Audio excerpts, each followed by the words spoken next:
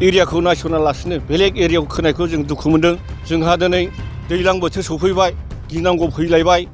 बिनि थाखायनो जोङो बे माथावरिखौ गोख्रों दाबावैनो खोनो थाखाय जों खावलायनाय थाबाय। खिन्थु मिथिङालाय गिदिर गिदिर बेयाव लाबाय थायो, अब्लाबो बेयावहाय मोनसेबो आसनिनि थाखायहाय बेखौहाय नायसनाखै।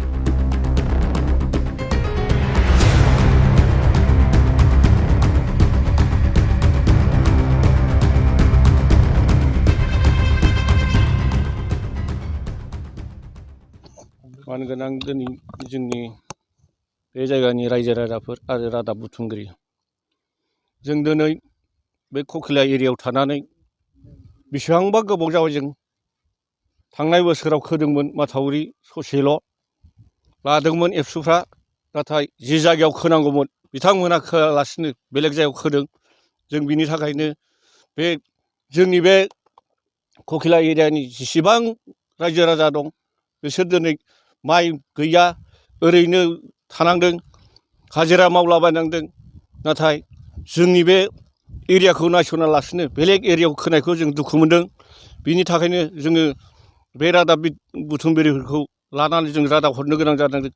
नाथाय जोंहा दिनै दैज्लां बोथोर सफैबाय, गिनांगौ फैलायबाय। बिनि थाखायनो जोङो बे माथावरिखौ गोख्रों दाबावैनो खोनो थाखाय जों खावलायनाय थाबाय। लोगोसे दिनै जोंनि बे सेनं बिजिफोर गामिनि ककिला माथावरिखौ थांनाय बोसोरावनो जिथुनाखि एबसुफ्रा बेखौ मावनो होननानै लादोंमोन, बे खामानिखौ दासिमबो जोंनि बे सेनं बिजिफोरनि ककिला माथावरिखौ दासिमबो मावनाय जायाखै।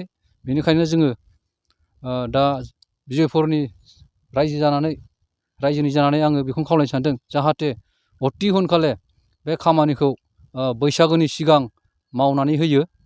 आरो लोगोसे बे खामानिया जोंनि बेयाव दैज्लांनि खाथियाव मावब्ला जानाय नङा, माथावरिखौ खोबा जानाय नङा। बेनिखायनो दा नैबे समनिफ्रायनो मावनानै जोंनो होनांगौ, आं बे बुंनाय जाबाय। मा होनोमोन बाथौ नैबे जोंनि सेनं बिजिफोर गामिनि रायजो राजानो नैबे माथावरिया ककिला माथावरिया बायनानै दङ। दा बेखौ एसे थाबैनो बे मासावनो खोना फैयोबा जोङो जोबोद गोजोनगौ। आरो जोंबो जोंनि बे रायजो जानाया माइ गायनाय फुनाय बिराद सासिथार। दा जों जेबोखौनो मावना मोनजाया। बिनि थाखायनो जोङो रादाब बुथुमगिरिनि सिगाङाव बे खामानिखौ अति हुनखाले मावनानै होफैयोबा जों जोबोद गोजोनगौ। रादाबजों मेसेज हरनायनि सोमोन्दो जाबाय, जोंनि गामिनि सेनं बिजिफोर गामिया बहुद गोबावनिफ्रायनो दैबानाजों एफेक्टेड जागासिनो दङ। थांनाय बोसोरावबो नै गायनो मोनाखै फोरलेबसेबो, बयहाबो माइ दै गैया, हाजिरा मावै मावै जानांदों। ओमफ्राय बे बोसोरावबो माखासे एबसुफोरा आखायाव लादोंमोन खोनो माथावरिखौ, अब्लाबो नैबे जोंनि एफेक्टेड एरिया खोआलासिनो अनेक नाङै जायगायावसो खोनानै बिसोर जोंनिखौ फोलोमफैयाखिसै। बिनि थाखायनो जोंनि गामिया बहुद दुखियाव गोलैना दङ। नै देग्लाय जुदि दाबो खोआबा खालमासिबो जों माइ गायनो मोनाखै, सेमोनबो गायनो मोनाखै, देग्लायबो गायनो मोनाखै। अब्ला जोंनि भबिसतआ मा जागोन? आरो फारसेथिं पलिटिकेल लेभेलाव थानाय माखासे लिडारफोरनि सायावबो आं मेसेज हरनो सानदों। बेलेग गामियाव दालां सालां मन्दिर सन्दिर आसनिफोर होदों, नाथाय नैबे जोंनि गामिनि बिजिफोरनि दालां मोनसेबो जायाखै दिनैसिम। कंग्रेस सरकार थांबाय 15 बोसोर, बिजेपि सरकाराबो 10 बोसोर बायबाय, अब्लाबो नै दिनैसिम जोंनि ककिलानि बिजिफोर गामिनि दालांखौ दिनैसिम मानो मावाखै?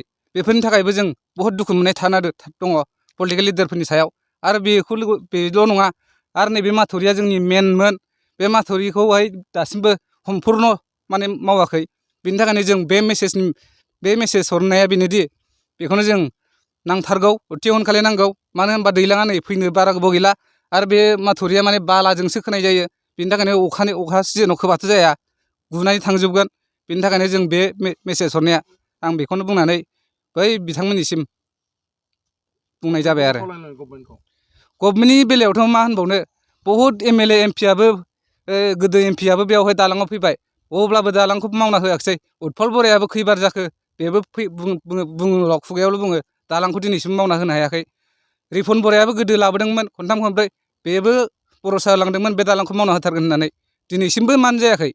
गोदोनिफ्रायनो जाय बयबो आसाल' होयो, अब्लाबो जों गामिया दिनैसिम बे दालाङाव आगान होनो मोनाखै।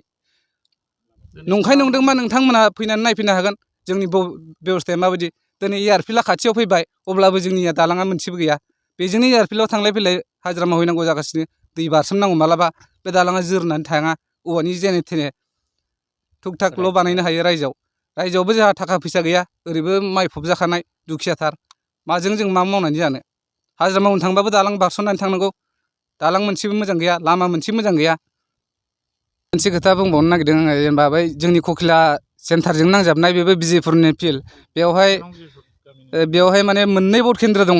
बे मोननै भट केन्द्रनिफ्राय जोङो दिनैसिमबो मोनसेबो आसनि बा माबा मोनसे बाउन्डारि वाल बा माबा मोनसे आर्ट फिलिं बेफोरबायदिबो जों मोननाय जायाखै।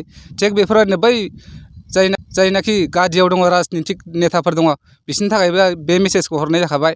जितु भट केन्द्रआ जोंना बेयाव मोननै, अब्लाबो बेयाव मोनसेबो दिनैसिमबो सरकारनि मोनसेबो आसनिनि मुङाव मोनसेबो माबा नुनाय जायाखै। माने आर्ट फिलिं होन, बाउन्डारि वाल होन, माबा मोनसे गेलेग्रानि फोथाराव माबा मोनसे कमप्लेक्सनि माबा बिदिखौ गायसननाय फैनाय नुनो मोनाखै। खिन्थु मिथिङालाय गिदिर गिदिर बेयाव लाबाय थायो, अब्लाबो बेयावहाय मोनसेबो आसनिनि थाखायहाय बेखौहाय नायस'नाखै। मिटिंनि मिटिं होन, माबानि दाखालिसो जाना थांलायबाय नै हारिमु आफादनि, अब्लाबो बै राजनितिकफ्रा साननांगौमोन बेवहाय माबा मोनसे बानायनानै होथारनांगौमोन। अब्लाबो दिनैसिम नुनो मोननाय जायाखै सरकारनि आसनि बेवहाय। बिनि थाखायनो आं बेखौबो बै राजनितिक नेताफोरनि सायाव बेखौनो बुंनानै आं मावथारनांगौ होननानै आं डिमान्ड होनाय जाबाय आरो।